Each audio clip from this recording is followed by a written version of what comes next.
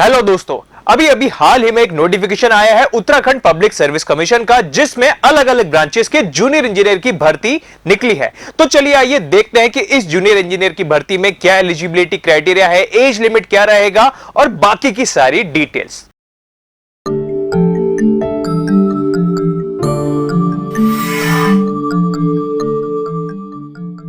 Hello दोस्तों and welcome to Nimbus learning platform powered by engineers academy. जैसे कि आप मेरे पीछे देख सकते हैं, उत्तराखंड लोक सेवा आयोग मतलब उत्तराखंड पब्लिक सर्विस कमीशन की तरफ से यह रिक्रूटमेंट नोटिफिकेशन आज ही मतलब 14 अक्टूबर 2023 को जारी हुआ है, जिसमें कनिष्ठ अभियंता मतलब जूनियर इंजीनियर पोस्ट के लिए रिक्रूटमेंट होने जा रहा है। अब सबसे पहले काम की चीज हम देख लेते हैं, इंपॉर्टेंट डेट। तो दोस्तों याद रखिएगा, आज 14 अक्टूबर को फॉर्म भरना चालू हो रहे हैं और लास्ट डेट है 3 नवंबर 2023। 3 नवंबर 2023 तक ही ये फॉर्म भरे जाने वाले हैं। तो अगर आप सोच रहे हैं कि फॉर्म भरना है तो जल्दी से जल्दी भर दीजिएगा। अब हम देखते हैं इसकी बाकी की फर्दर डिटेल्स। तो सबसे पहले हम देखते हैं इसमें कौन कौन से डिपार्टमेंट्स यहां पे रिक्रूटमेंट में इन्वॉल्व है और साथ ही साथ कि यहां पे एजुकेशनल क्वालिफिकेशन क्या रहेगा। सबसे पहले डिपार्टमेंट की हम बात करें तो पहला डिपार्टमेंट है ग्रामीण निर्माण विभाग और इसके अंदर कनिष्ठ अभियंता सिविल, विद्युत और प्राविधिक मतलब टेक्निकल। अब ये तीन पोस्ट पे जूनियर इंजीनियर रिक्रूट होने वाले हैं।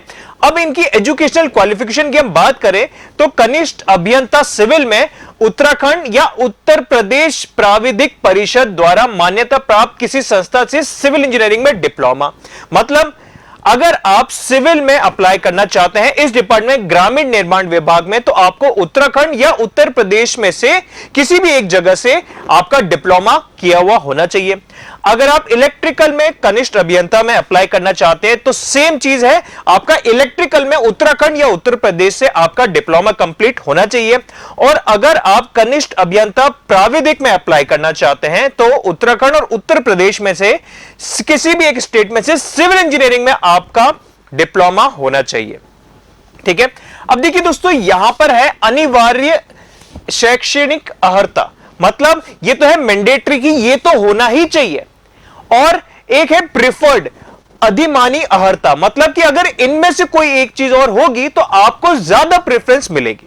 ठीक है, अब वो क्या चीज है, सिंपली अगर आप एनसीसी कैडेट या फिर डिफेंस में आपने सर्व किया है तो आपको एक्स्ट्रा प्रेफरेंस दी जाएगी। यह है हमारा इस उत्तराखंड पब्लिक सर्विस कमीशन में लगभग हर पोस्ट पे प्रिफर्ड कैंडिडेट वो माने जाएंगे जिनके पास एडिशनल डिफेंस में भी कुछ एक्सपीरियंस है, चाहे वो आपके स्कूल लेवल पे एनसीसी हो या स्कूल के बाद आपने सर्व किया हो।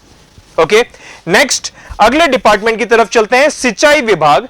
तो सिंचाई विभाग में सिविल और यांत्रिकी मैकेनिकल और सिविल की वैकेंसीज हैं। सिविल की 75 है और मैकेनिकल की 63। अब सिंचाई विभाग में एजुकेशनल क्वालिफिकेशन थोड़ी सी अलग है। भारत के विधि द्वारा स्थापित किसी विश्वविद्यालय या संस्था द्वारा सिविल अभियंत्रण में डिप्लोमा।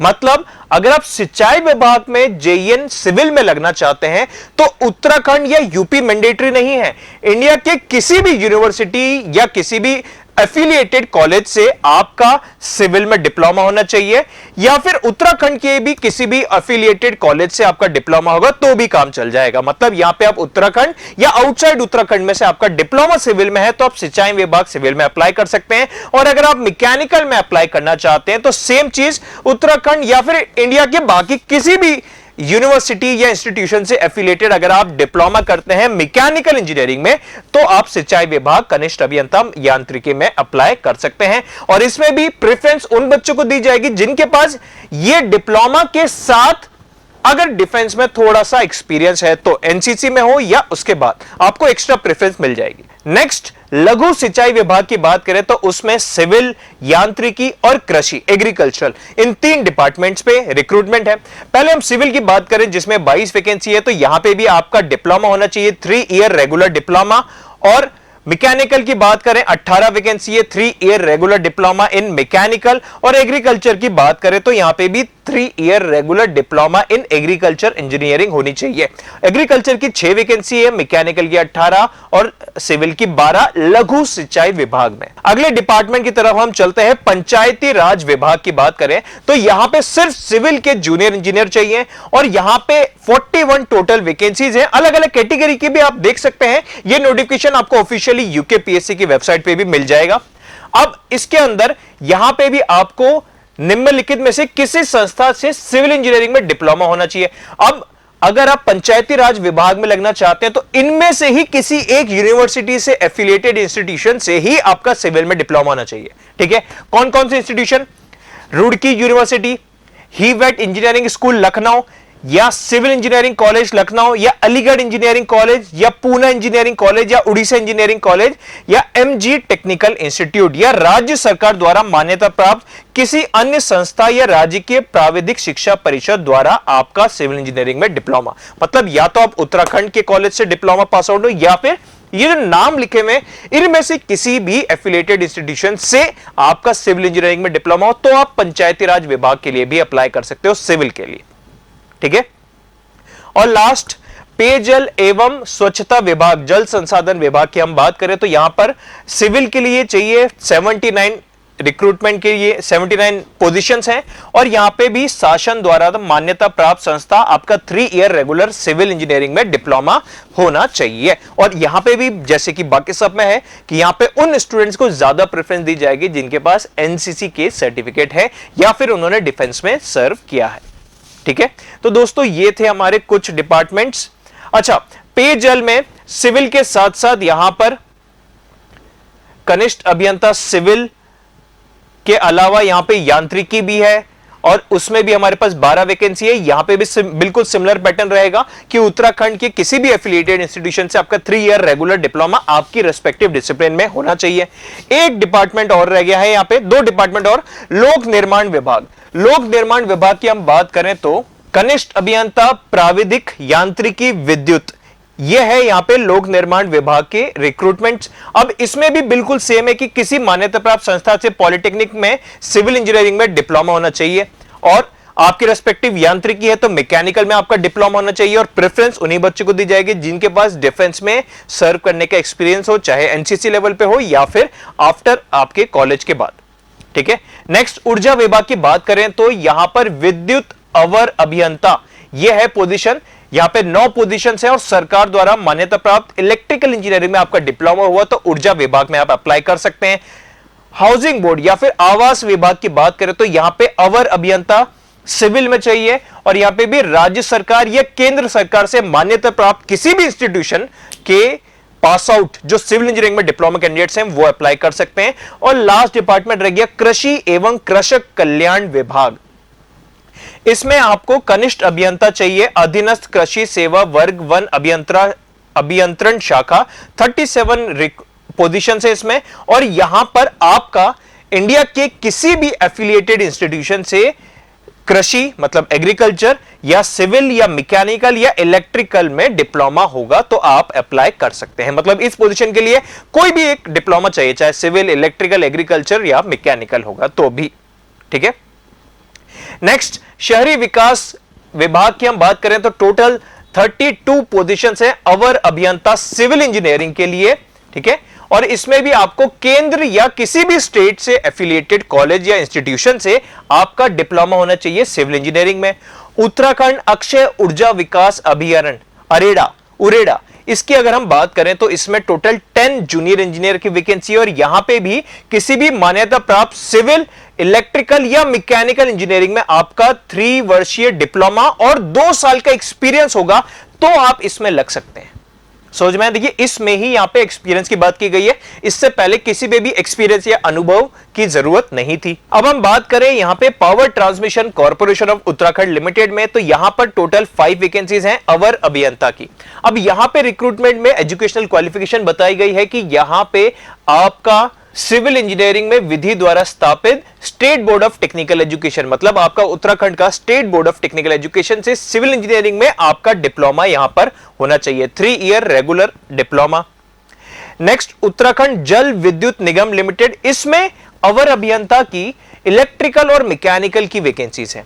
तो ये जो 15 वैकेंसीज हैं, इन 15 वैकेंसीज पे आपका इलेक्ट्रिकल इंजीनियरिंग, इलेक्ट्रिकल अभियंत्रण में 3 वर्षीय डिप्लोमा होना आवश्यक है, और इन 10 वैकेंसीज पे मैकेनिकल अभियंत्रण में 3 वर्षीय डिप्लोमा होना आवश्यक है। समझ में आ गया दोस्तों। तो ये जो इलेक्ट्रिकल और मैकेनिकल इसमें बता दी गई है कि इलेक्ट्रिकल वाले यहाँ पे 15 वैकेंसी के लिए फाइट करेंगे और मैकेनिकल वाले स्टूडेंट्स यहाँ पे 10 वैकेंसी के लिए फाइट करेंगे। तो बेसिकली ये जो उत्तराखंड पब्लिक सर्विस कमीशन की जूनियर इंजीनियर की वैकेंसी है, बहुत सारी बल्क में वैकेंसी है, 1000 प्लस टोटल वैकेंसीज आई हुई है, जिसमें अलग अलग ब्रांच के अलग अलग जगहों से यूपी वाले भी, उत्तराखंड वाले भी, या इंडिया के अलग अलग कॉलेजेस से भी जो डिप्लोमा किए हुए हैं सिविल, मैकेनिकल, इलेक्ट्रिकल में, वो सब बच्चे यहां पर पार्टिसिपेट कर सकते हैं। और इनफैक्ट एग्रीकल्चर वाले स्टूडेंट्स भी, डिप्लोमा वाले स्टूडेंट्स यहां पर पार्टिसिपेट कर सकते हैं इस रिक्रूटमेंट में। और फर्दर डिटेल्स हम देख लेते हैं यहां पे। तो दोस्तों अब बात आती है यहां पर एज लिमिट की, आयु सीमा की। तो दोस्तों जैसे कि आप यहां पर देख सकते हैं, आयु सीमा मिनिमम 18, मैक्सिमम 42, किसी में मिनिमम 21 है। लेकिन क्योंकि आपका डिप्लोमा हो गया है तो हम ये मान के चलते हैं कि यहां पर आप मिनिमम 18 किन किन के लिए, ग्रामीण निर्माण विभाग के तीनों डिपार्टमेंट्स के लिए मिनिमम 18 है, मैक्सिमम तो सभी में 42 इयर्स एज लिमिट है। सिंचाई विभाग के लिए 21 एज लिमिट है मिनिमम, लघु सिंचाई विभाग के लिए 21, पंचायती राज के लिए मिनिमम 18 साल चाहिए, पेयजल एवं स्वच्छता विभाग के लिए 21 साल और बाकी के सभी डिपार्टमेंट्स के लिए 21 साल एज चाहिए, एक्सेप्ट उत्तराखंड जल विद्युत निगम लिमिटेड और Power Transmission Corporation of Uttarakhand Limited, इन दोनों में मिनिमम 18 इयर्स भी चल जाएगी, मैक्सिमम सभी में 42 इयर्स एज लिमिट होनी चाहिए। ऑल्दो अलग अलग कैटेगरी को गवर्नमेंट के नॉर्म्स एंड रूल्स के अकॉर्डिंग अलग अलग एज रिलैक्सेशन भी मिलेगा, जो आप डिटेल में इस नोटिफिकेशन को डाउनलोड करके भी पढ़ सकते हैं।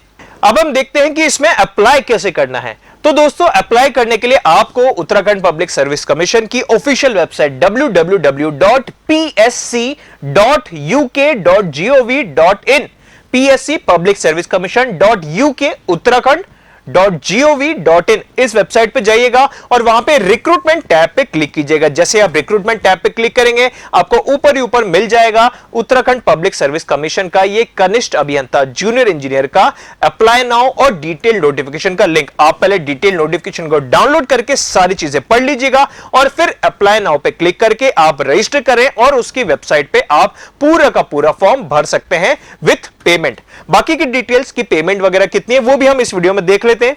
तो दोस्तों पेमेंट की हम यहां पे बात करें तो देखो, अनारक्षित मतलब अनरिजर्व्ड के लिए एप्लीकेशन फीस है 150 रुपीज, प्रोसेसिंग फी टैक्स के साथ है 22.30। तो मैं बात कर रहा हूं यहां पे टोटल फीस की। अनरिजर्व कैंडिडेट्स के लिए और उत्तराखंड के ओबीसी कैंडिडेट्स के लिए फीस है 172.30 रुपीज। उत्तराखंड की SC ST कैंडिडेट्स के लिए फीस है 82.30 रुपीज। उत्तराखंड के आर्थिक रूप से कमजोर वर्ग मतलब उत्तराखंड के जो इकोनॉमिकली वीकर सेक्शन है उनके लिए फीस है 172.30 रुपीज। और शारीरिक दिव्यांग मतलब जो फिजिकली डिसेबल्ड स्टूडेंट्स हैं उनके लिए फीस है 22.30 रुपीज। और उत्तराखंड राज्य में संचालित स्वैच्छिक या राजकीय गृहों में निवासरत अनाथ बच्चे, तो जो भी उत्तराखंड के जो ऑर्फन स्टूडेंट्स हैं, ये कैंडिडेट्स हैं, उन लोगों के लिए कोई भी शुल्क नहीं है किसी तरीके का, ना कोई प्रोसेसिंग फी ना एप्लीकेशन फी।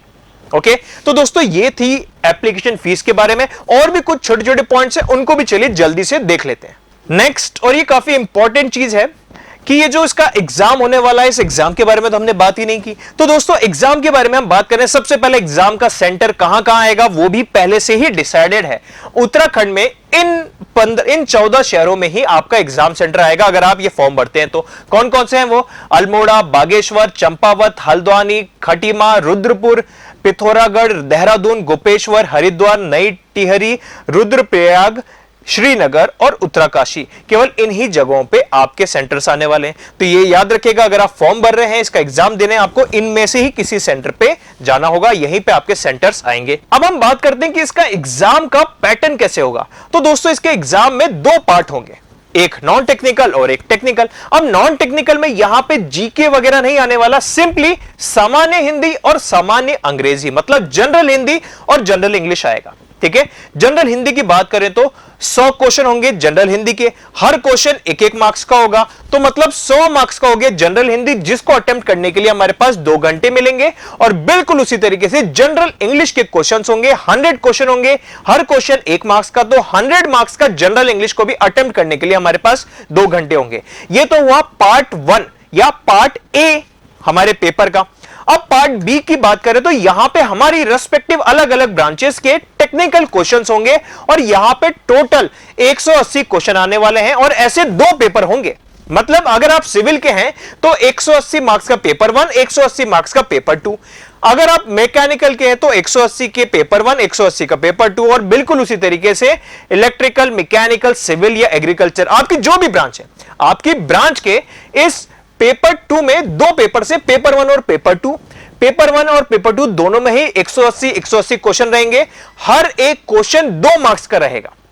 ठीक है, मतलब पेपर 1 भी टेक्निकल वाला 360 मार्क्स कैरी करता है, पेपर 2 भी 360 मार्क्स कैरी करता है, तो टोटल कितना हुआ? 720 मार्क्स हमारा टेक्निकल का है और हमारे टेक्निकल पेपर को अटेम्प्ट करने के लिए टोटल 3 घंटा दिया जाएगा। ठीक है, तो दोस्तों 720 यहां हो गए, 200 हमारे ये नॉन टेक्निकल के हो गए, टोटल 920 अंक का 920 मार्क्स का यहां पर ये रिटन एग्जाम होने वाला है। ठीक है, तो ये याद रखिएगा, हमारे पेपर में जो मेजर वेटेज है 720 मार्क्स हमारे टेक्निकल के हैं और 100 मार्क्स हिंदी, 100 मार्क्स इंग्लिश। तो हमारा जो टेक्निकल पेपर है वो बहुत स्ट्रांग होना चाहिए ये पेपर क्लियर होने के लिए। अब हम यहां पे बात कर लेते हैं कि इसका एग्जैक्ट सिलेबस क्या है। तो सबसे पहले हम नॉन टेक्निकल की बात करें, जो जनरल हिंदी और जनरल इंग्लिश सभी ब्रांचेस के लिए कॉमन है। तो यहां पर यह भी बताएगा कि इस जनरल हिंदी या जनरल इंग्लिश में किस टॉपिक से कितने मार्क्स के आने वाले हैं। जैसे कि हम बात करें जनरल हिंदी की, सामान्य हिंदी की, तो यहां पे आप जैसे देख सकते हैं अलग अलग टॉपिक्स है। एग्जांपल के तौर पे वर्तनी शोधन विश्लेषण में 10 मार्क्स के क्वेश्चन आएंगे, शब्द रचना, उपसर्ग, प्रत्यय, संधि और समास में 20 मार्क्स आएंगे, रिक्त स्थानों में उपयुक्त शब्दों का प्रयोग के 5 मार्क्स के क्वेश्चन आएंगे, बिल्कुल उसी तरीके से शब्द शुद्धिकरण के 5 मार्क्स के क्वेश्चन आएंगे और इसी तरीके से आप जनरल हिंदी का देख सकते हैं और जनरल इंग्लिश का भी कुछ इसी तरीके का है। कॉम्प्रिहेंशन के 20 मार्क्स के क्वेश्चन होंगे, यूज ऑफ करेक्ट प्रीपोजिशन के 5 मार्क्स के क्वेश्चन होंगे, सिनोनिम के 5, एंटोनिम्स के 5, वर्ब के 5 और इस तरीके से 100 मार्क्स का हमारा होगा जनरल इंग्लिश। अब हम बात करें अलग अलग ब्रांचेस की, तो जैसे सिविल, मैकेनिकल, इलेक्ट्रिकल और एग्रीकल्चर, तो आपके रिस्पेक्टिव ब्रांच के अलग अलग सब्जेक्ट्स में से कौन कौन से टॉपिक तक आने वाले ये भी यहां पर गिवन है। सबसे ऊपर है यहां पर सिविल इंजीनियरिंग का डिप्लोमा कोर्स और उसमें सारे subjects, strength of material, steel and machinery, soil mechanics and foundation engineering, building material, सब कुछ यहां पर गिवन है पेपर 1 और पेपर 2 के लिए। मैकेनिकल के लिए भी फोर्सेस की बात करें, थ्योरी ऑफ मशीन सब्जेक्ट की बात करिए, mechanics of solid, material science, thermodynamics, industrial engineering, सारे के सारे सब्जेक्ट्स डिटेल में टॉपिक के साथ यहां पर गिवन है। और बिल्कुल उसी तरीके से मैकेनिकल के बाद इलेक्ट्रिकल के सारे सब्जेक्ट्स और उसके बाद है हमारे एग्रीकल्चर के सारे सब्जेक्ट्स यहां पर गिवन हैं। तो आपकी जो भी ब्रांच हो, इस नोटिफिकेशन को आप डाउनलोड करके एग्जैक्टली सिलेबस देख लीजिएगा कि क्या क्या पढ़ना है, क्योंकि 720 मार्क्स का तो 720 मार्क्स का तो केवल टेक्निकल पार्ट ही आने वाला है। अब लास्ट चीज और बात कर लेते हैं मिनिमम क्वालिफाइंग मार्क्स। जी हां दोस्तों, यहां पर मिनिमम क्वालिफाइंग मार्क्स का भी क्राइटेरिया है। क्या है वो? अनारक्षित एवं संबंधित उप श्रेणी मिनिमम 45% तो आपको स्कोर करना पड़ेगा। अन्य पिछड़ा वर्ग श्रेणी और संबंधित उप श्रेणी मिनिमम 40% स्कोर करना पड़ेगा। ईडब्ल्यूएस कैंडिडेट्स को भी मिनिमम 40% और SC/ST कैंडिडेट्स और फिजिकली हैंडिकैप्ड कैंडिडेट्स को मिनिमम 35% तो स्कोर करना ही होगा। समझ में आया दोस्तों? तो ये टोटल 920 मार्क्स का जो पेपर होने वाला है, रिटन एग्जाम होगा, इसकी तैयारी बहुत शानदार होनी चाहिए, स्पेसिफिकली आपका टेक्निकल पोर्शन। और इसी तरीके की और फर्दर अपडेट्स, अलग अलग एग्जाम नोटिफिकेशन और सारी तैयारियों की स्ट्रेटेजीज के लिए जुड़े रहिए निम्बस लर्निंग प्लेटफॉर्म से। Thank you and have a nice day. If you really like the video, please hit the like button, share the video, subscribe to our YouTube channel and press the bell icon for the latest updates. Thank you.